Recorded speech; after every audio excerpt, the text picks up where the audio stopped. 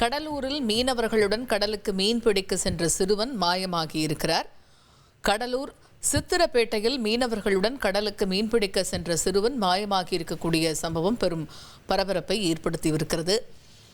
இது பற்றிய கூடுதல் விவரங்களை எமது செய்தியாளர் தேவநாதன் விவரிக்க கேட்போம். தேவநாதன், வணக்கம். மாயமாகி இருக்கக்கூடிய சிறுவனை தேடும் பணி முடுக்கிவிடப்பட்டிருக்கிறதா? விவரங்கள்.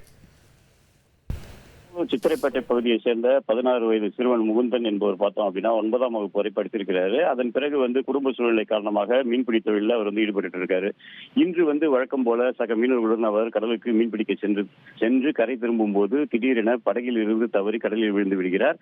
இந்த நிலையில தான் அவர் அந்த கடல் நீரில் தற்போது மாயமாகிவிட்ட நிலையில அவர் தேடும் பணி தீவிரமாக நடந்துகிட்டு இருக்கு. காவல்துறையினர் மற்றும் தீயணைப்பு துறையினர் மற்றும் மீனவர்கள் என அனைத்து தரப்பினரும் தொடர்ந்து சிறுவனை தேடி வருகின்றனர். தகவல்களுக்கு நன்றி தேவநாதன்.